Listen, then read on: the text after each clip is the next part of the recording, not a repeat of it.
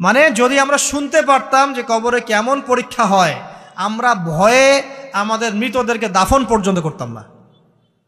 এটা নবীজি বলছেন সাল্লাল্লাহু আলাইহি ওয়াসাল্লাম।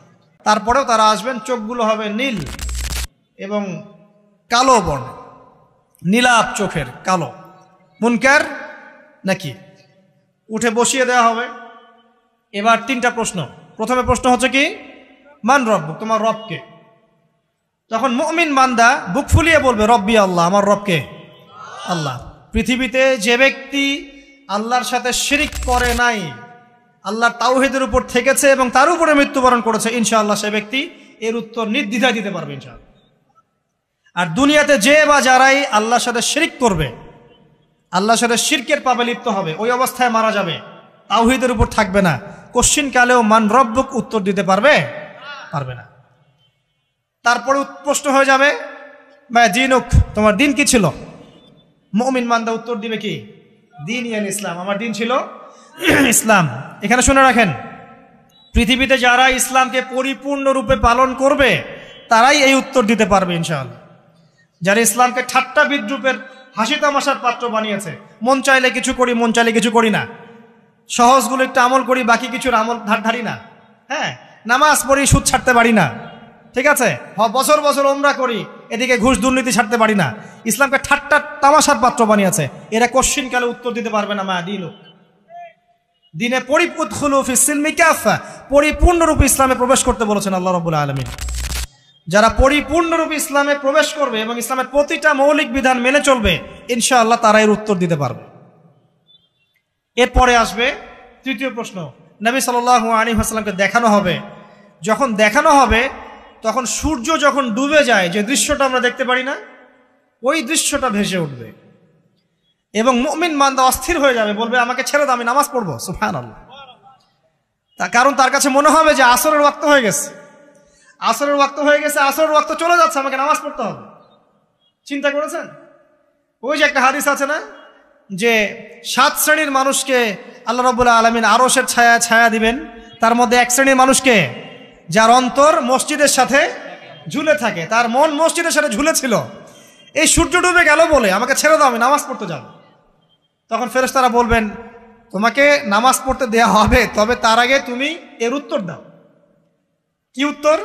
এই ব্যক্তির দিকে তাকাও। তখন নবী সাল্লাল্লাহু আলাইহি ওয়াসাল্লামকে দেখানো হবে, সাল্লাল্লাহু আলাইহি ওয়াসাল্লাম দরুদ পড়বেন, বলা হবে যে এই ব্যক্তির সম্পর্কে তোমার কি ধারণা? মান হাযা রাজুলু বুইসা ফীকুম, এই ব্যক্তি কে, যাকে তোমাদের কাছে পাঠানো হয়েছিল? মুমিন ব্যক্তি নির্দ্বিধায় বলে দিবে যে তিনি হচ্ছেন আমার নবী মুহাম্মদুর রাসূলুল্লাহ সাল্লাল্লাহু আলাইহি ওয়াসাল্লাম। দেখুন, পৃথিবীতে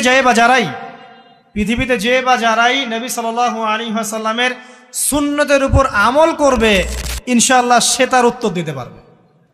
দুনিয়াতে যারা নবীর সুন্নতের 5 পয়সা পরোয়া করছে না, তার আদর্শের 5 পয়সা দাম দিচ্ছে না, তারা কোশ্চিন কালে উত্তর দিতে পারবে না।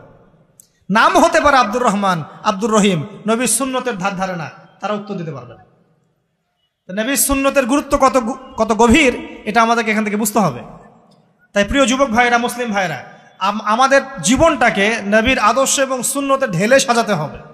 সকাল থেকে সন্ধ্যা পর্যন্ত প্রতিটা কাজ করব কার তরিকায়? রাসূলের তরিকায়। নামাজ পড়বো তার তরিকায়, রোজা, সিয়াম, হজ, জাকাত, আমল, মুআমালাত, আখলাক সব কার তরিকায়? নবী সাল্লাল্লাহু আলাইহি ওয়াসাল্লামের তরিকা অনুযায়ী ইনশাআল্লাহ। আল্লাহ পাক তৌফিক এনায়েত করুন, আমিন। এবার ফেরেশতা দুজন জিজ্ঞাসা করবেন অবাক হয়ে যে তুমি কিভাবে এটা জানলে, তুমি কিভাবে এই 3টা প্রশ্নের উত্তর দিতে পারলে? কারণ বেশিরভাগ মানুষ তো উত্তর দিতে পারবে না, বেশিরভাগ মানুষই এই উত্তর দিতে পারবে না। কারণ কিয়ামতের মাঠে 1999 জন মানুষ জাহান্নামে যাবে, নাউজুবিল্লাহ। তো এটা কঠিন পরীক্ষা। আল্লাহ রাসূল সাল্লাল্লাহু আলাইহি ওয়াসাল্লাম বলেছেন যে নিশ্চয়ই তোমাদেরকে এখানে পরীক্ষায় ফেলা হবে, আর তোমরা যদি এই পরীক্ষা জেনে তোমাদের মৃতদেরকে দাফন করা থেকে বিরত না থাকতে, তাহলে আমি তোমাদেরকে শুনিয়ে দিতাম কবরে কেমন পরীক্ষা হয়। মানে যদি আমরা শুনতে পারতাম যে কবরে কেমন পরীক্ষা হয়, আমরা ভয়ে আমাদের মৃতদেরকে দাফন পর্যন্ত করতাম না। এটা নবীজি বলছেন সাল্লাল্লাহু আলাইহি ওয়াসাল্লাম। তাকে জিজ্ঞাসা করা হবে যে তুমি কিভাবে জানলে এটা?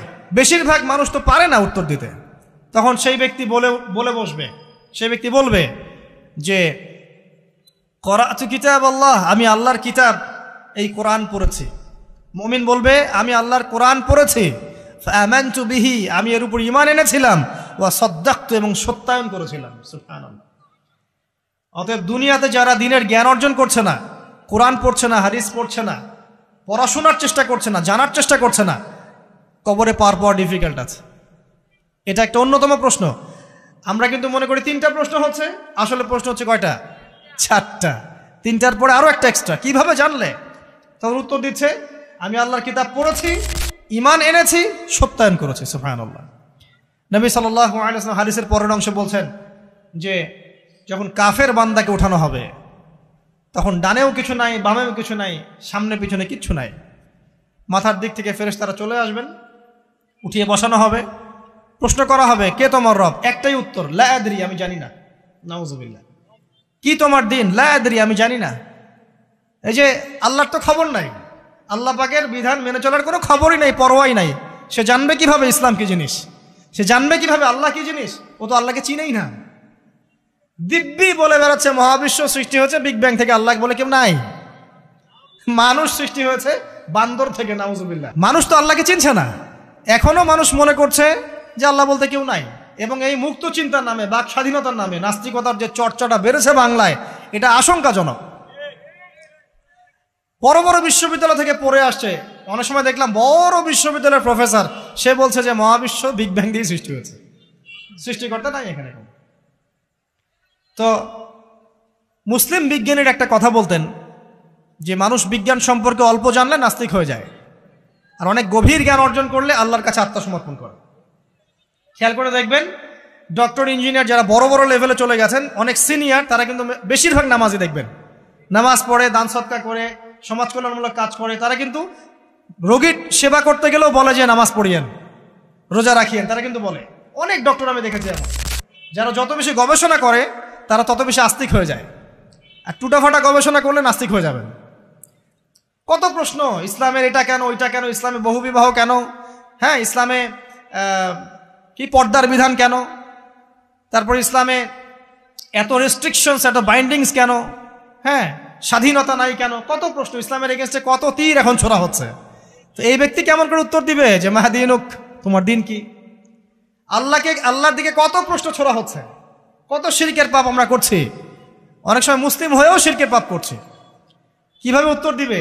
মান রব্বুক।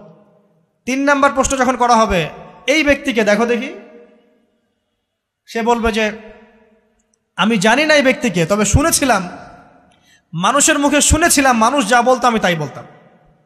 মানে সে রাসূল সাল্লাল্লাহু আলাইহি ওয়াসাল্লামের নাম শুনেছিল হয়তোবা, কিন্তু তার সুন্নত বা আদর্শ কখনো মেনে চলে নাই, পারলো না। এবার জান্নাতি ব্যক্তি হলে কি হতো? ওই যে সূর্য ডুবছিল যেখানে, তার দৃষ্টির সীমা পর্যন্ত কবরকে প্রশস্ত করে দেয়া হতো, এবং জান্নাতের একটা দরজা তার কবরে খুলে দেয়া হতো। এটা কিভাবে করা হবে সেটা আল্লাহ পাক জানেন, এটার ব্যাখ্যা করার জ্ঞান আল্লাহ আমাদেরকে দেন নাই।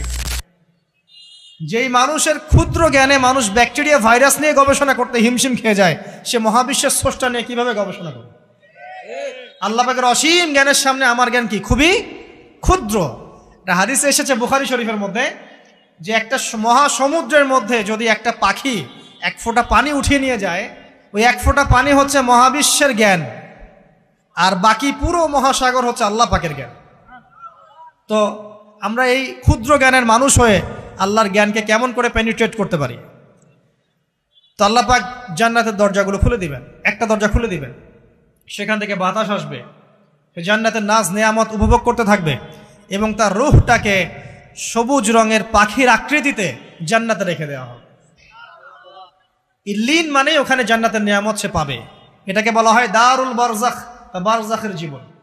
জীবন অনেকগুলো, একটা ছিল রুহের জগৎ। রুহের জগতে আমরা সবাই ছিলাম। শোনেন, রুহের জগতে যার সাথে যার বন্ধুত্ব ভালোবাসা গভীর ছিল, দুনিয়াতে তার সাথে তার ভালোবাসা বেশি। এটা হয়তো জানেন না, জানতেন হাদিসটা?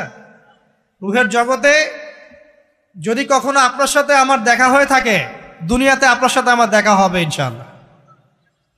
রুহের জগতে যদি আপনার আমার মধ্যে ঘনিষ্ঠ ভালোবাসা থেকে থাকে, এখানেও ভালোবাসা হয়ে যাবে ইনশাআল্লাহ। এটা বলে আমি আবার তোমাদের বয়ফ্রেন্ড গার্লফ্রেন্ড ভালোবাসা বুঝাই নাই, ওই ভালোবাসার কথা বলি নাই। আবার রুহের জগতে বিদ্বেষ, এখানেও দেখবেন বিদ্বেষ।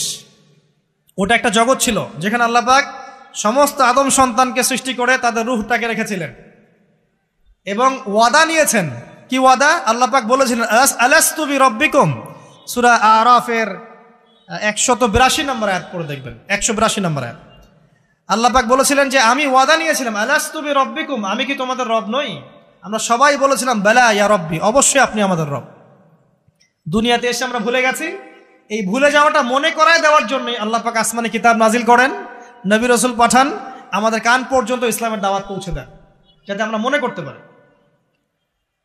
এবার আসেন রুহের জগতের পর আসলাম এই যে দুনিয়ার জগৎ, দারুদ দুনিয়া। দুনিয়ার মধ্যে আছি হয়তো 50, 60, 70, 100 বছর হাইয়েস্ট। এরপর যাবে দারুল বারজাখ, বারজাখের জগৎ। পাপী ব্যক্তি হলে জাহান্নামের দরজা খুলে দেওয়া হবে আর জাহান্নামের সে আযাব ভোগ করতে থাকবে, এবং পুণ্যবান ব্যক্তি হলে জান্নাতের দরজা খুলে দেওয়া হবে এবং এর নাজ নেয়ামত সে ভোগ করতে থাকবে। তখন তাকে বলা হবে এটা জান্নাতের সেই জায়গা যেখানে তুমি থাকবে। এটা দেখার সাথে সাথে, শোনার সাথে সাথে তার যে খুশি উৎফুল্লতা আরো অনেক বেড়ে যাবে। এবং সে কি করবে জানেন? সে পৃথিবীতে ফিরে আসতে চাইবে। সে বলবে আমাকে আমার পরিবারবর্গকে জানাতে দেন, আমাকে আমার পরিবারবর্গকে জানাতে দেন যে আমি ভালো আছি। তখন ফেরেশতারা তাকে বলবেন যে এটা সম্ভব না, তোমার এবং তাদের মাঝে দারুল বারজাখ আছে, তুমি এটা ভেদ করে যেতে পারবে না। তখন তার আত্মাটাকে ইল্লিনে দেওয়া হবে, একটা সবুজ পাখির আকৃতিতে জান্নাতে ঘুরে বেড়াবে ইনশাআল্লাহ।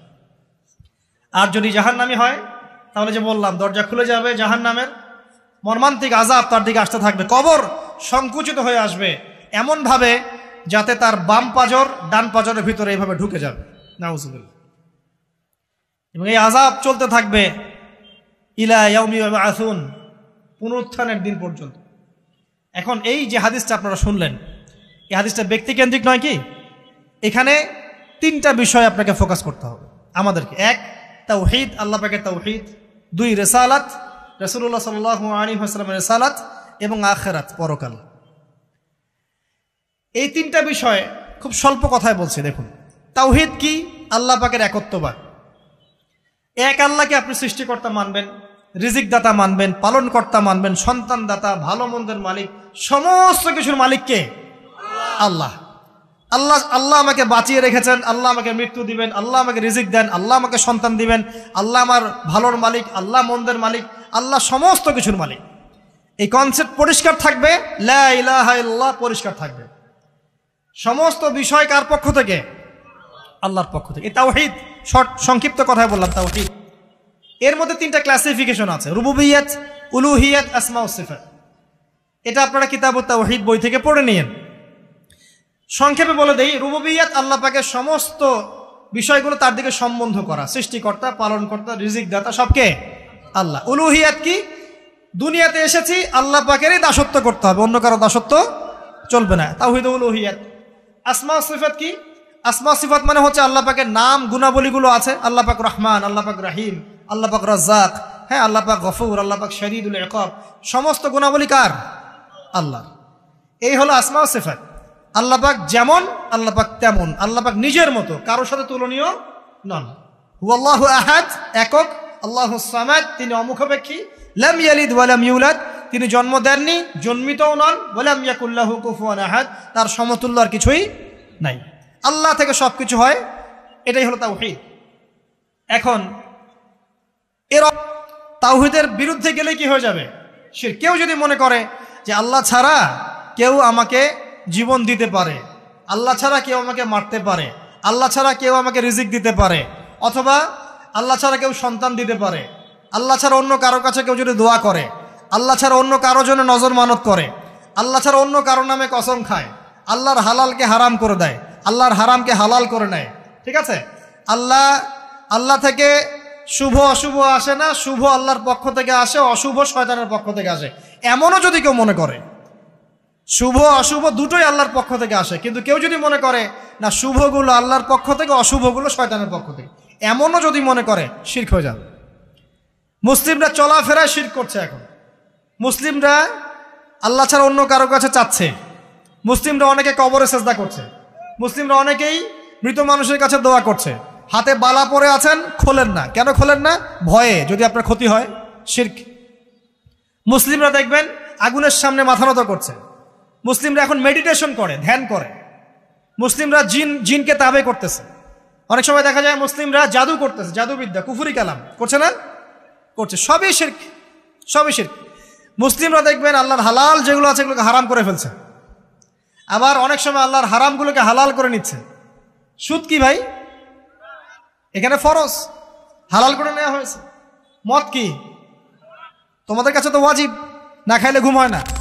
তো এই যে আল্লাহ হারামগুলোকে কি করছি আমরা? হালাল করে ফেলছি, এটাও শিরক, কুফরি একটা।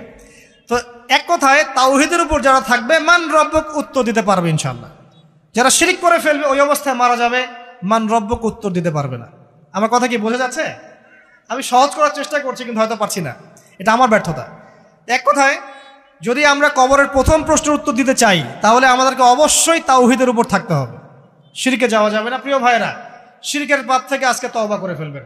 আল্লাহ জেনে না জেনে জীবনে যত শিরক করেছে আল্লাহ মাফ করে দাও, আমিন। এবং আগামী দিনগুলোতে শিরকের পাপে লিপ্ত হয় না। প্রিয় ভাইরা, যদি আপনার আমল নামায় আসমান জমিন সমানও পাপ থাকে, শিরকের পাপটুকু না থাকে, আল্লাহ পাক আপনার পুরো পাপ মাফ করতে পারবেন ইনশাআল্লাহ। আল্লাহ পাক বলেছেন মেরাজের রাতে নবী সাল্লাল্লাহু আলাইহি ওয়াসাল্লামকে আরশে আজিমের কাছে উঠিয়ে নিয়ে আল্লাহ পাক 3টা ওহী করেছেন। কয়টা ওহী? একটা ছিল 5 ওয়াক্ত নামাজ, ঠিক আছে। 2 নাম্বার হচ্ছে সূরা বাকারার শেষের 3টা আয়াত। 3 নাম্বার একটা ওয়াদা, একটা প্রতিশ্রুতি। সেটা কি? হে মুহাম্মদ সাল্লাল্লাহু আলাইহি ওয়াসাল্লাম, তোমার উম্মতের মধ্যে কেউ যদি আসমান জমিন সমান পাপ নিয়ে আমার সামনে হাজির হয় কিন্তু আমার সাথে কাউকে শরিক না করে, শিরক না করে, তাহলে আমি আল্লাহ তার সামনে আসমান জমিন সমান ক্ষমা নিয়ে হাজির হব, মানে মাফ করে দেওয়া হবে ইনশাআল্লাহ। অতএব শিরকের পাপে যায় না, ইনশাআল্লাহ জান্নাতে যাওয়া যাবে। যে ব্যক্তি মন থেকে একবার লা ইলাহা ইল্লাল্লাহ পড়েছে, সমস্ত বিষয় আল্লাহর দিকে সুপর্দ করে, তার অন্যান্য অনেক পাপ থাকতে পারে, আল্লাহ পাক চাইলে সব পাপ মাফ করতে পারেন। অতএব মান রব্বক উত্তর দিতে চাইলে শিরকের পাপে যাওয়া যাবে? যাবে না। আধুনিক শিরকের মধ্যে সবচেয়ে ভয়ঙ্করটা হচ্ছে এটা যে আমরা আল্লাহর হালালকে হারাম করে নিচ্ছি, হারামকে আবার হালাল করে ফেলছি। এখানে যায় না। সব কিছু আল্লাহ থেকে আসে, দোয়া আল্লাহর জন্য করবেন, নামাজ আল্লাহর জন্যে, সব কিছু ইবাদত আল্লাহর জন্যে, দ্বীনি ইলম অর্জন আল্লাহর জন্যে। প্রতিটা কাজের করার আগে নিয়াত ফিক্স করবেন, কেন করব? পরকালীন স্বার্থ থাকলে করব, না হলে করব না। কেন তুমি টিকটকে যাবা না? কারণ পরকালীন কোনো স্বার্থ নাই। কেন তুমি ফ্রি মিক্সিং অ্যাফেয়ার্সে যাবা না? কারণ পরকালীন কোনো স্বার্থ নাই। কেন মদ খাবা না? পরকালীন কোনো স্বার্থ নাই। কেন মিউজিকে যাচ্ছ না? কারণ পরকালীন কোনো স্বার্থ নাই। কেন তুমি এই যে সুদ খাবা না? কারণ পরকালীন কোনো স্বার্থ নাই। যে কাজে পরকালীন কোনো স্বার্থ নাই সে কাজে কোনো মুমিন মুসলিম নাই। কেন নামাজ পড়বো? কারণ পরকালীন স্বার্থ আছে। কেন রোজা রাখবো? পরকালীন স্বার্থ আছে। কেন আমি হালাল বিয়ে করব, হারাম জেনায় যাব না? পরকালের স্বার্থ আছে। কেন আমি যাকাত দিব, ব্যবসা করব, সুদ খাবো না? কারণ পরকালের স্বার্থ আছে। কেন ইসলামের দাওয়াত দিব? পরকালের স্বার্থ আছে। কেন হাদিস প্রচার করব? কারণ পরকালের স্বার্থ আছে। ইসলামের জন্য সবর করব কেন? পরকালের স্বার্থ আছে। পরকালের স্বার্থ যেখানে, মুসলিম সেখানে। পরকালীন স্বার্থ নাই, আমরা নাই। প্রত্যেকটা কাজ করার আগে নিয়তটা ফিক্স করতে হবে। পরকালের কোনো স্বার্থ আছে? যদি বলে হ্যাঁ আছে, তাহলে করবেন। স্বার্থ নাই, আমি নাই। কোনো ফুজুল কি বাত বা ফাহেসা কোনো কাজ, এসব কাজে আমরা নাই, বিকজ এগুলোতে কোনো পরকালীন স্বার্থ নাই। ব্যাস, আমাদের জীবনের প্রতিটা মোমেন্ট, প্রতিটা সেকেন্ড আল্লাহর দেয়া দান। আমি নিজের ইচ্ছা মতো এটাকে অপব্যয় করতে পারি না। হ্যাঁ, আপনি মিউজিক শুনতে চান, আপনি সং পছন্দ করেন, আপনি নাশিদ শোনেন, ইসলামিক নাশিদ শোনেন, ওখানে আপনার ইমান একটু দীপ্ত হবে, পরকালীন স্বার্থ আছে। আপনি নিজের যৌন চাহিদাকে দমন করতে পারছেন না, হালালভাবে বিয়ে করে নেন।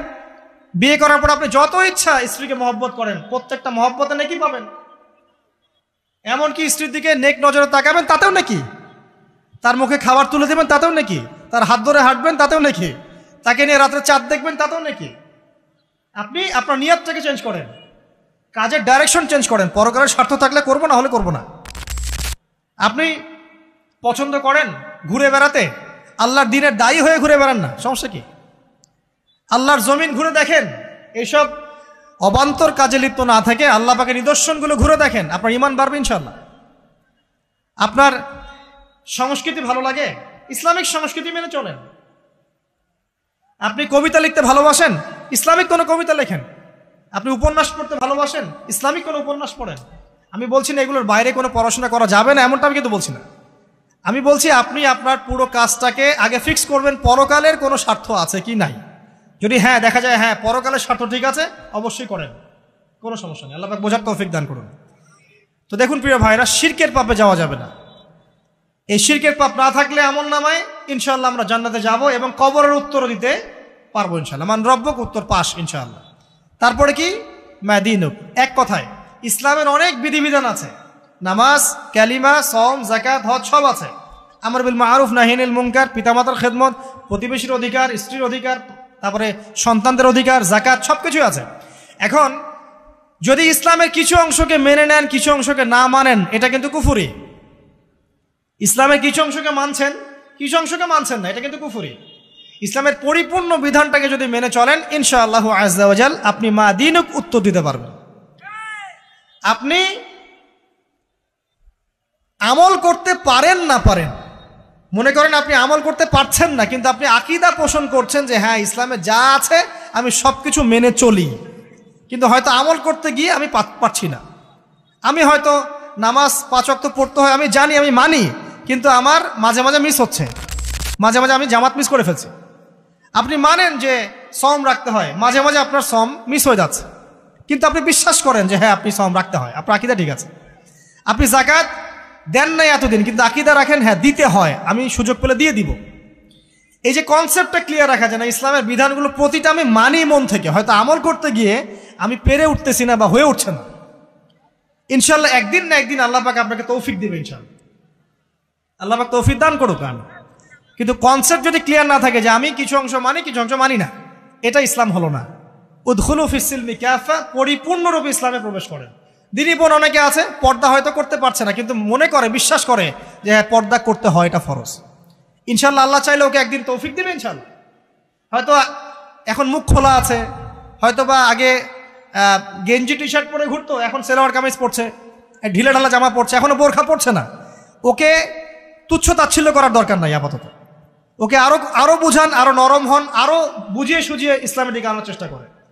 এতদূর এসেছে, ওই পর্যন্ত যাবে ইনশাআল্লাহ, কারণ ও বিশ্বাস করে হ্যাঁ পর্দা করতে হয়, আমি মানি পর্দা করতে হয়, কিন্তু আমি এখন করতে পারছি না, ইনশাআল্লাহ করব, আল্লাহ পাক চাইলে তৌফিক দিবেন ইনশাআল্লাহ। তো এই যে বিষয়টা, যে ইসলামকে মনে আগে ধারণ করা, যে না আমি মানি ইসলামের প্রত্যেকটা বিধান ঠিক আছে। চুরি করলে চোরের হাত কাটতে হয়, ইসলাম বলেছে। ডাকাতি করলে শাস্তি আছে। জেনা যদি কেউ করে 100 বেত্রাঘাত, মদ খাইলে 40টা বেত্রাঘাত, ব্যভিচার যদি করে কেউ, এই পরকীয়া করে বিবাহিত ব্যক্তি, রজম। এগুলো কেসাস, একজন হত্যা করলে তাকেও কেসাস করতে হয়। এই বিধানগুলো আছে। এখন আপনি বলতে পারেন আমি এই ওয়ার্ল্ডের প্রেক্ষাপটে এটাকে বাস্তবায়ন করতে পারছি না, কিন্তু আমি বিশ্বাস করি ইসলামে এই বিধানগুলো আছে, এটা আল্লাহর বিধান। ইনশাল্লাহ আপনি মাফ পেয়ে যাবেন, ইনশাল্লাহ আল্লাহ চাইলে আপনি মাফও পেয়ে যাবেন। কিন্তু যদি মনে করেন না এই যুগের এগুলো চলেই না, আমি আল্লাহ পাকের এসব বিধান কিচ্ছু মানি না, আমি যে বিধান বুঝি এটাই চূড়ান্ত, তাহলে খবর আছে, তাহলে মা দীনুক উত্তর দিতে পারবেন। তো বুঝেন, বিষয়টা বোঝেন, আকীদাটা ক্লিয়ার করেন যে না আমি পারতেছি না, এটা একটা বিষয়, কিন্তু আমি বিশ্বাস করি ইসলামের এগুলো অংশ, হয়তো আমি এখন পারছি না, ইনশাল্লাহ ভবিষ্যতে পারবো। আল্লাহ চাইলে আপনাকে তৌফিক দেবে ইনশাআল্লাহ।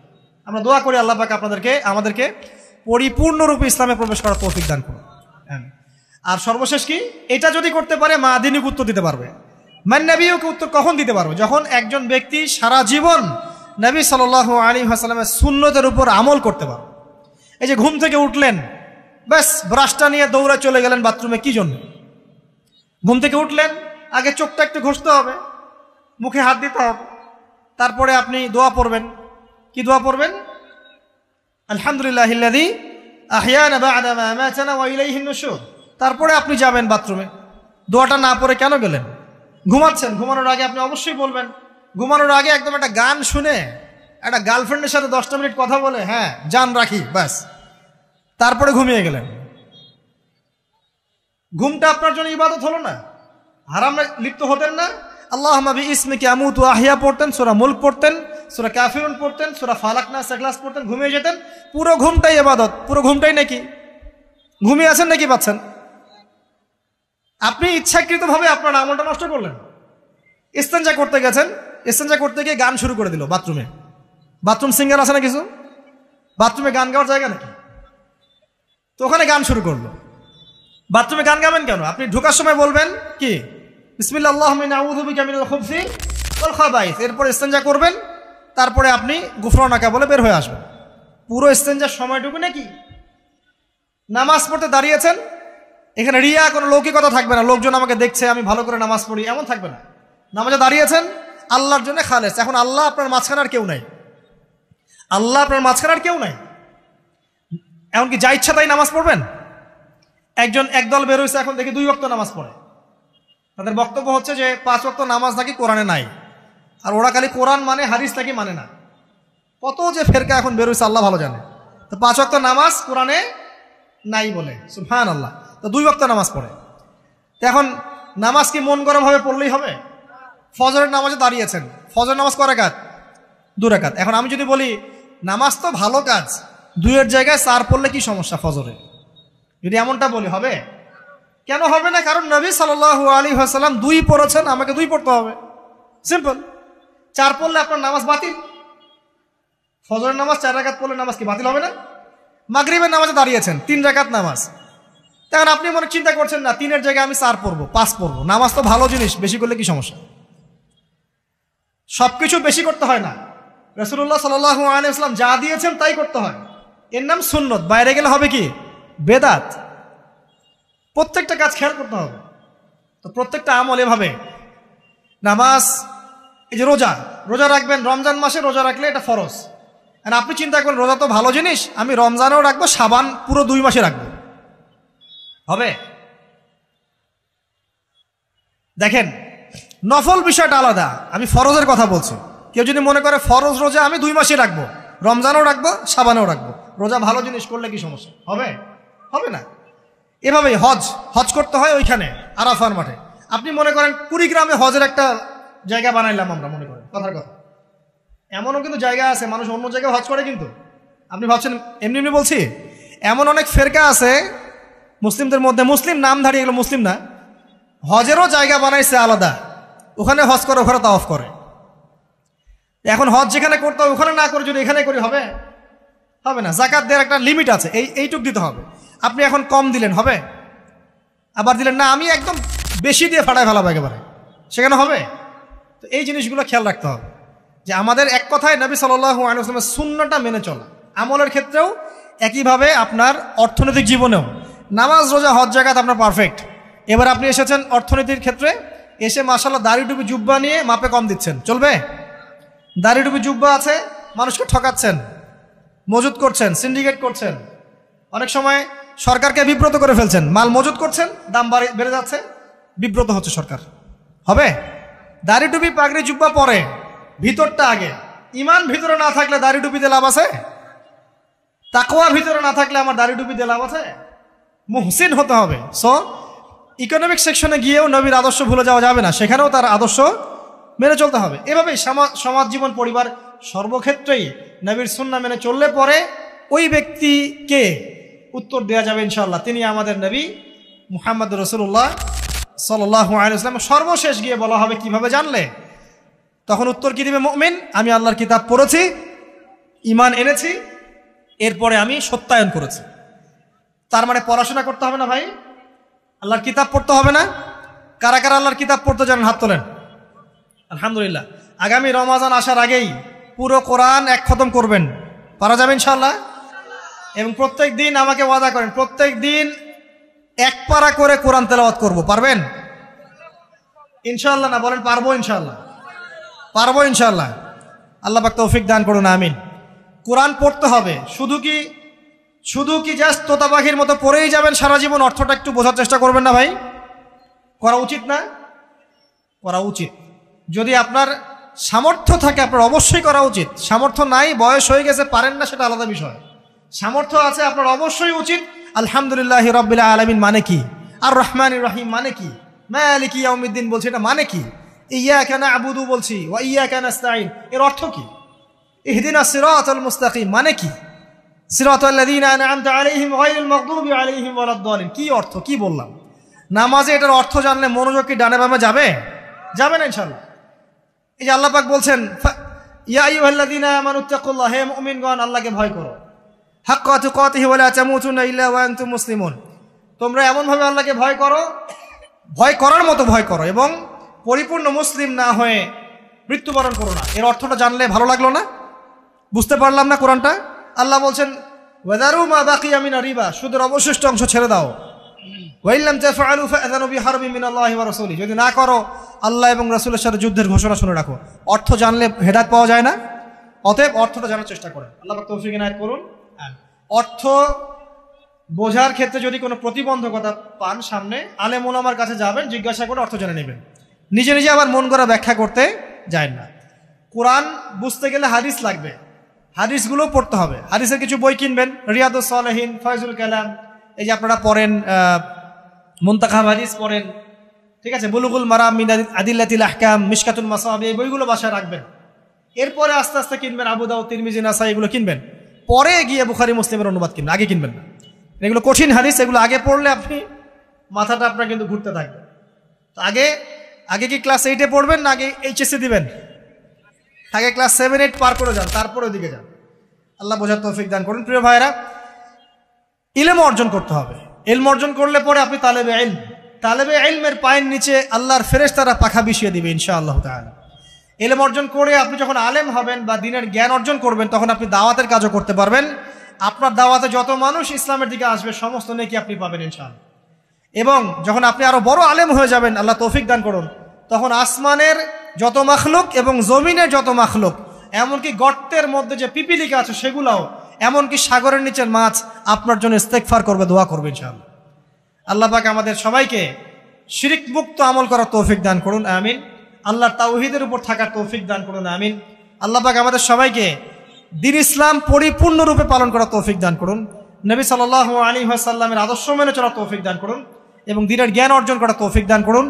দুনিয়াতে আমরা যতদিন বেঁচে থাকবো ইসলামের উপর যেন বেঁচে থাকতে পারি, এবং আমাদের মৌতের পর দারুল বারজাখ বা কবরের এই জিন্দেগি, আল্লাহ পাক আমাদেরকে এই ভয়াবহ ফিতনা থেকে, আযাব থেকে হেফাজত করুন, আমিন। সবাই একটা দোয়া পড়েন আমার সাথে, আল্লাহুম্মা ইন্না নাউযু বিকা মিন আযাবিল কবর। আমাদের এই ভিডিওটি যদি আপনার ভালো লেগে থাকে তাহলে ভিডিওতে একটি লাইক দিতে পারেন এবং আপনার প্রিয়জনদের সাথে শেয়ার করতে পারেন, এবং এইরকম আরও ভিডিও পেতে আমাদের ইউটিউব চ্যানেলটি সাবস্ক্রাইব করে পাশে থাকা বেল আইকনটি অন করে দিন।